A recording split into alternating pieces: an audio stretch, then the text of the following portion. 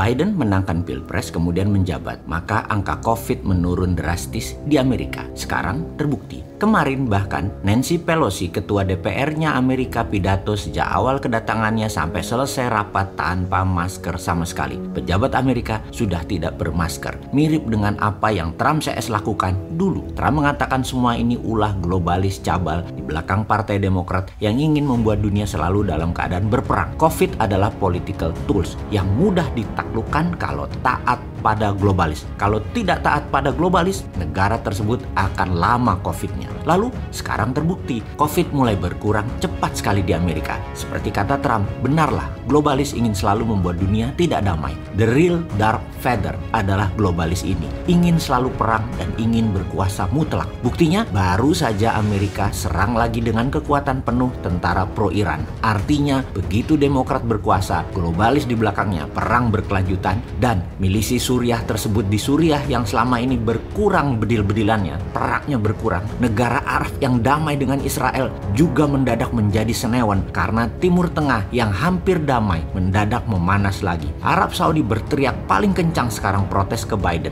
Benarlah, begitu Biden, Demokrat, globalis berkuasa, perang mulai lagi. Dan ini sebenarnya yang dulu oleh Trump berusaha digagalkan. Ingat, bukan Biden ya, globalis di belakangnya yang menentukan semua ini, termasuk globalis di belakangnya Tiongkok. Patriotik nasionalis menjadi dianggap gerakan rebel di dunia ini. Kaum patriotik nasionalis menjadi terlihat anak nakal ketika mementingkan negara dan bangsanya sendiri terlebih dahulu. Kalau mengandaikan pakai film Star Wars, maka Darth Vader adalah globalis, di mana para Jedi yang nasionalis patriotis harus bersembunyi di planet-planet tak berpenghuni karena dikejar-kejar oleh tentara Stormtrooper-nya Darth Vader. Itulah kaum nasionalis saat ini, di mana ketika Trump sudah tidak berkuasa lagi, globalis semakin menjadi-jadi karena tidak ada orang gila lagi yang menghalangi mereka. Indonesia saja sudah takluk lama, ASEAN sudah dimainkan sejak lama. Vakum sebentar di zaman Trump, sekarang balik lagi. Demokrat berkuasa, globalis berkuasa. Secara analisa memang Partai Demokrat biangnya mengawali kekisruhan di mana-mana. Sekali lagi,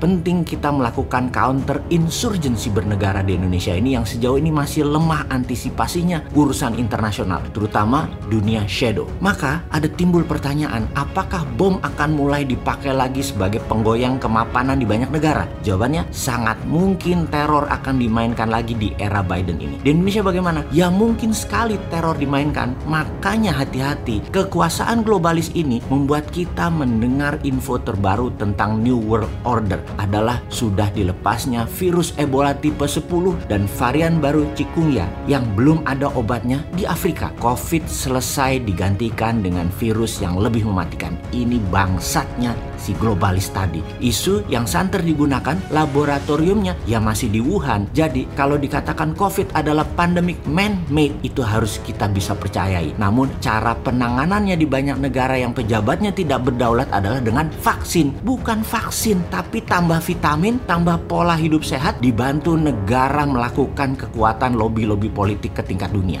Jangan-jangan pada nggak tahu lobbynya kemana. Ya kasihan deh lu. Oke, kita buktikan kalau virus itu man-made disaster. Jarak Wuhan ke New York adalah 8.700 km. Jarak Wuhan ke Paris 8.900 km. Jarak Wuhan ke Iran 6.500 km.